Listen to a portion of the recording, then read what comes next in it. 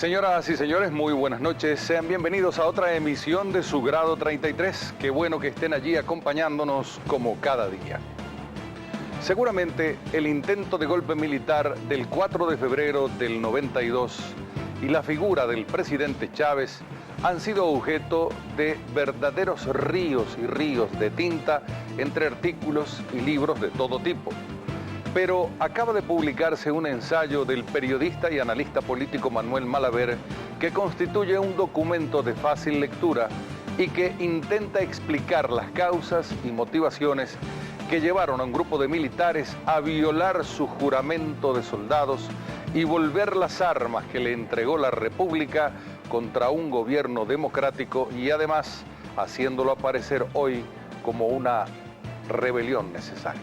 Golpistas y Gloria es un libro que escribo a los 20 años del 4 de febrero del 92, porque pensé que justamente 20 años era la distancia necesaria, una distancia no tan próxima ni tan lejana, para empezar a hacer los primeros análisis y conclusiones sobre qué pasó durante ese día, cuyos hechos y consecuencias siguen siendo determinantes para la vida política del país hoy día. Una investigación, digamos, sociológica, más de fondo, sobre un hecho fundamental de la historia venezolana de los últimos años. Hasta ahora se conocen detalles de este hecho, el 4 de febrero de 1992, hay testimonios, se han publicado numerosos libros, y se conoce, digamos, la crónica de lo que ocurrió ese día. Pero en el libro de Manuel Malaver se va más allá y se procura dar las claves que explican por qué ocurrió un episodio de esta naturaleza. Para mí la pregunta más importante que Manuel plantea es, a 20 años del 4 de febrero, es que el gran fracaso nacional que ocurrió en esa fecha, que fue el fracaso del sistema democrático venezolano. ¿Por qué ocurrió un intento de golpe? ¿Por qué tantos factores civiles le dieron un aval, siendo el más importante, a mi juicio, el que el mismo 4 de febrero le dio el expresidente Caldera al golpe de Estado? La obra intenta explicar por qué un país con una democracia que parecía consolidada dio ese paso atrás tan importante.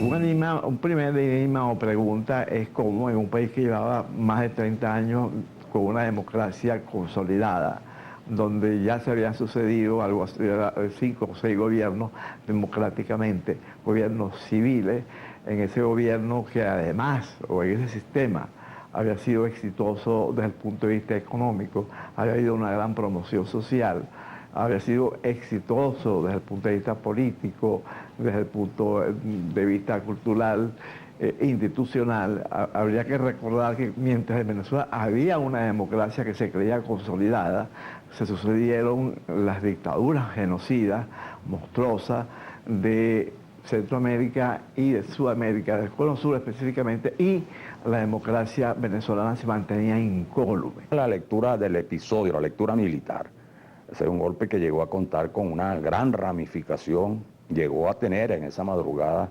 prácticamente el control de las principales ciudades, el control del país, el control militar.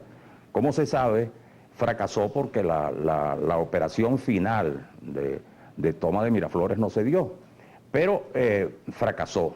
Pero ese 4 de febrero tuvo un efecto en el tiempo muy importante, y es que se conocen en la historia de movimientos que han fracasado en lo operativo, en lo inmediato, pero determinan un rumbo, ofrecen una señal de un malestar de fondo, ¿no? De una situación que viven los países, que esos gestos militares sirven como factor desencadenante.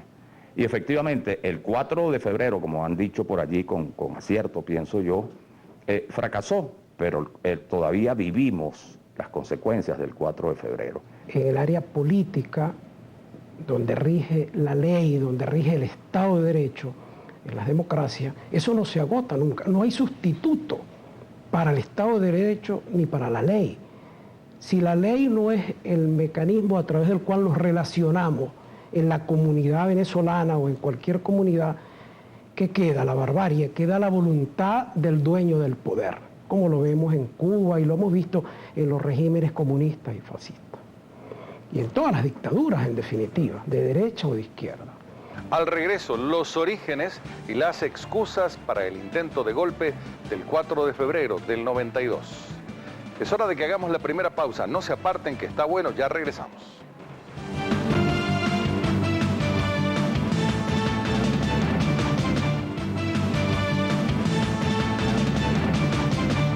El chavismo afirma que el intento de golpe del 4 de febrero estuvo motivado por fallas en el gobierno del presidente Carlos Andrés Pérez. Pero el más somero análisis arroja que la conspiración venía por lo menos desde 9 años antes y el golpe se hubiera intentado contra cualquiera fuera el presidente que estuviera en el poder en ese momento. El año 83, a raíz del Viernes Negro, se venía gestando una especie de agotamiento del sistema económico sobre todo. Ya se estaban pidiendo a gritos cambios, y lo que sucede es que la élite gobernante se muestra reacia y yo diría que hasta lenta en implementar esos cambios. El que se retarden esos cambios provoca que surjan otras élites dentro del sistema político y económico que se plantean presionar para que se den los cambios, y si no se dan, ir a una ruptura. Hubo un elemento que ayudó a minar la democracia, que fue la acusación de corrupción que había en el sistema. Es gran parte del discurso sobre el que se apoya el presidente Chávez y todas las demás personas que lo acompañan en el golpe de Estado, pero también los civiles que lo venían haciendo antes del golpe y continuaron en eso. Fracasó militarmente, pero desencadenó, abrió las puertas a un liderazgo emergente, mesiánico de naturaleza militar, encabezado por Chávez, que ya no contaba en la historia de Venezuela. Provocó luego también la intentona del 27 de noviembre, que también fracasó, pero reveló que ese malestar militar que inicialmente se ubicaba en los niveles intermedios, en los llamados comacates de Chávez y de su grupo, también había impactado en niveles superiores de las Fuerzas Armadas, porque ese golpe del 27 de noviembre fue encabezado por un contraalmirante, por contraalmirantes y por un general de la aviación. Los militares han dado 3 golpes en Venezuela. El del 4 de febrero, que fracasó, fueron incompetentes en donde debiera ser su área de competencia más importante. Fracasaron. Volvieron el 27, que fue como un segundo golpe de Chávez con otras personas, también fracasó. Y el 2002 también hubo golpe militar, pero no fuimos los civiles que estábamos y seguimos estando en frente del presidente Chávez los que fracasamos. Nosotros estábamos marchando, cuestionando el ahogamiento de la democracia, de las libertades. Los que fracasaron fueron los militares que también dieron el golpe el 2002. Han sido incompetentes en lo que debieran ser eficaces en golpes de Estado y han sido incompetentes gobernando. La corrupción ahora es infinitamente superior a la que había para el año 92. Pero además, como estamos defendiendo y planteando que el modelo democrático no se agota, veamos una comparación del presente, porque lo que nos interesa es el futuro de Venezuela. Venía desarrollándose una conspiración, lo que después llamó al presidente Pérez una logia militar, y había arrancado justamente en el año 83, con motivo de los 200 años del nacimiento del Libertador. Es una élite que algunos dicen es de inspiración civil, puesto que sus ideas originales venían de la rebelión izquierdista de los 60 y de algunos de los partidos que habían sobrevivido a esos hechos, como era el Partido Ruptura del comandante Douglas Bravo. Pero cuando uno analiza y le hace seguimiento ya en el campo de la investigación a lo que fue el proceso del desarrollo del 4 de febrero, se consigue que era básicamente un movimiento militarista. El libro, si bien no elude la anécdota, ¿no? ni el relato del episodio del 4 de febrero, fundamentalmente ofrece claves, orientaciones y una interpretación sociológica, histórica y política, por supuesto, sobre lo que representó el 4 de febrero. No solo lo representó esa fecha, sino lo que ha representado y sigue representando en la historia venezolana. Al regreso, el populismo como complemento de un intento de golpe de Estado. Hacemos una pausa para breves mensajes comerciales y otra vez regresa a Grado 33.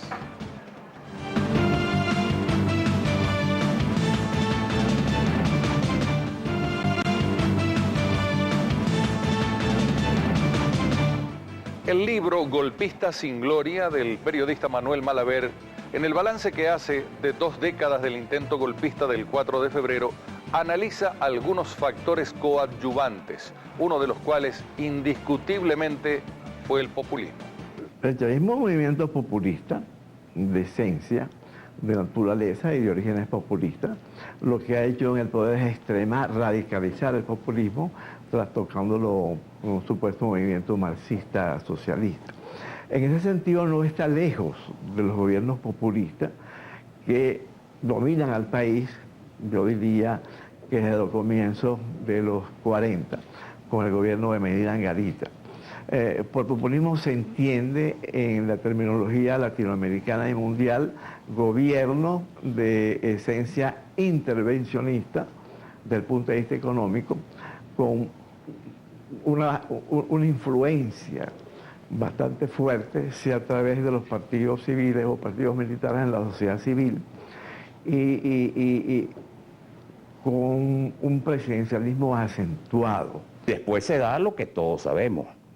Eso desencadena otro episodio importante, que es el juicio que se da, el juicio que se le sigue al presidente Pérez, el desenlace que ese juicio tiene en el sentido de que es obligado a renunciar en lo que es simple y llanamente un golpe de Estado, pero constitucional, ¿no?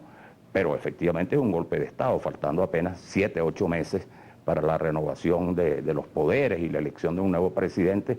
Y allí comienza un proceso que se va profundizando, donde el planteamiento y la presencia de este grupo militar pasa a tener mucho peso.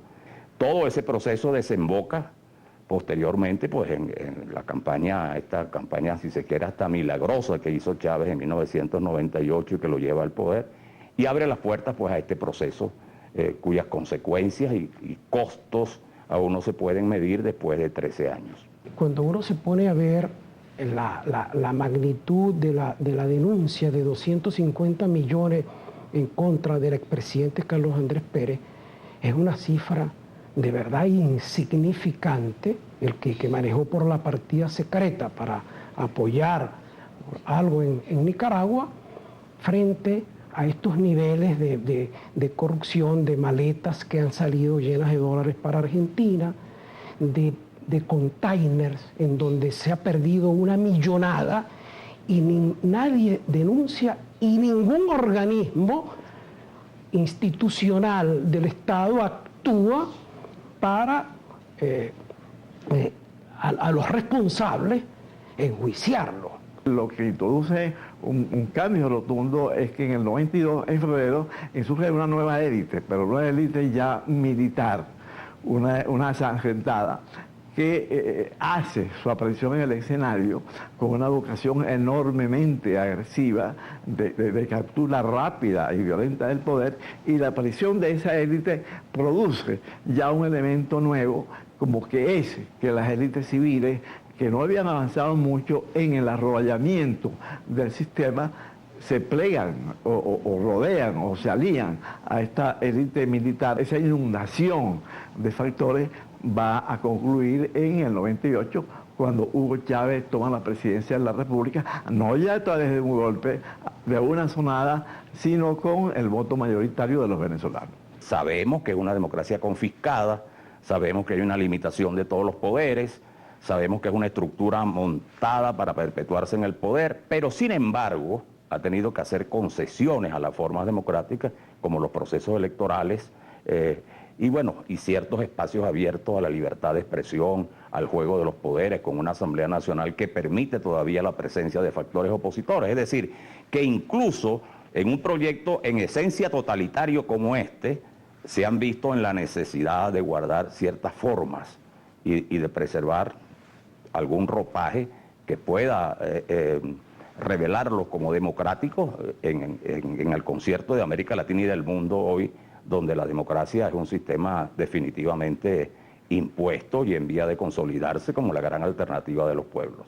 En Brasil han destituido en el gobierno en un año de la presidenta Dilma Rousseff 6 ministros que están en procesos judiciales acusados de corrupción.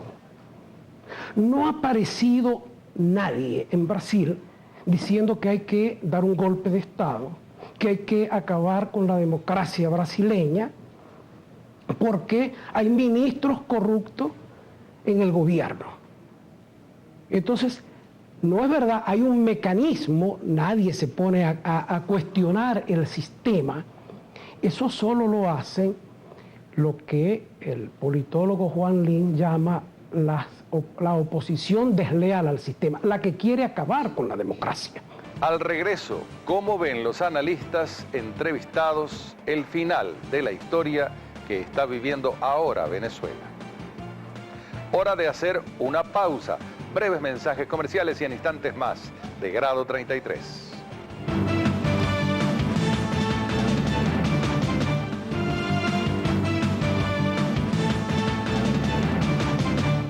En el libro Golpista sin Gloria del periodista Manuel Malaver se analizan los 20 años del 4 de febrero, pero es muy importante en este momento tratar de ver cuál será el final de la historia que está viviendo Venezuela.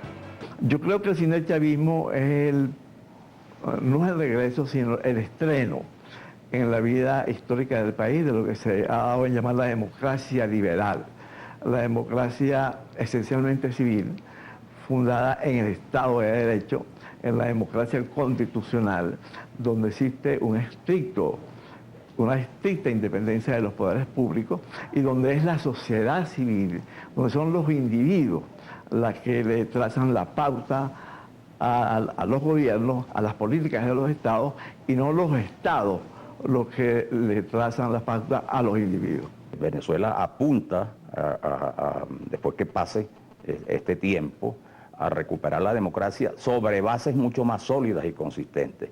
Porque tenemos que entender también que si bien es cierto que este es un régimen militarista, un régimen que hace un planteamiento revolucionario de naturaleza castrista, que se apoya en el llamado socialismo del siglo XXI, en esencia es un régimen que se ha visto obligado a respetar algunas formalidades propias de la democracia. La proyección a futuro que yo veo es que los civiles comprometidos con la democracia debemos tener claro y llevar un mensaje a toda la comunidad venezolana de que nuestra lucha es irrenunciable porque haya un gobierno civil, que no va a haber posibilidad de que un gobierno militar se instale en el país sin la oposición irreductible de los demócratas, de los que queremos que en la independencia de poderes, en la ley, en el Estado de Derecho y en superar las dificultades económicas, la miseria, la pobreza, dentro de un clima de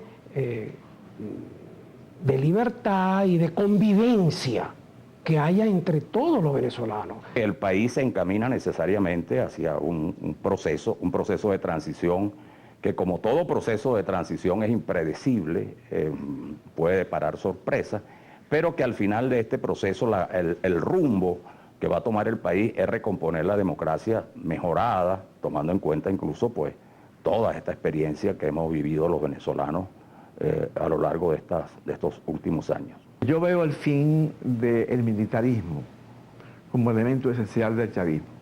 Yo creo que cualquier continuidad que tenga el chavismo a futuro, que lo puede tener, va a ser basada en el elemento civil. En el elemento civil que fue, por cierto, el que determinó que fuera el poder, porque Chávez supera los golpes, el fracaso de los dos golpes, son dos golpes, el del 4 y el 27, cuando se da cuenta que la vía no es por la vía militar, no es por la vía violenta, no es por la vía de los cuarteles, sino a través de un movimiento civil. Nadie está cuestionando el sistema democrático, tampoco en España ni en Italia, porque haya problemas de desempleo. Bueno, el de España llega a niveles de 20%, y no aparece ninguna voz pidiendo que acabemos con la democracia. No, hicieron unas elecciones, sustituyeron al gobierno socialista del expresidente Zapatero, ganó el presidente Rajoy, y dentro de las graves dificultades económicas que tiene, están tratando de seguir adelante, y nadie aparece diciendo que es que la gente está pasando hambre y hay que derrocar al gobierno. El futuro va a ser lo contrario, esté el chavismo o no en el poder, que es el regreso de los civiles a tomar los mandos de un movimiento que con toda razón les corresponde, les pertenece, mejor dicho.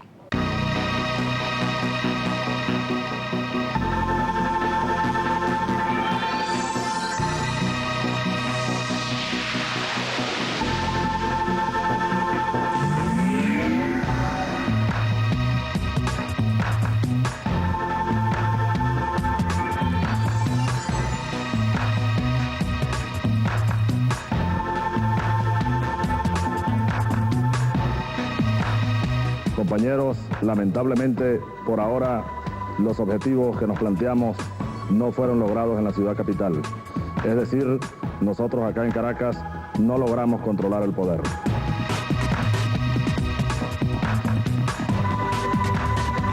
Bien, señoras y señores, así de esta manera llegamos al final, por ahora, de otro grado 33.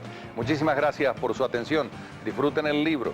Nos vemos en una próxima oportunidad. Recuerden que nuestra cita es de lunes a viernes a las 8 en punto por Globovisión.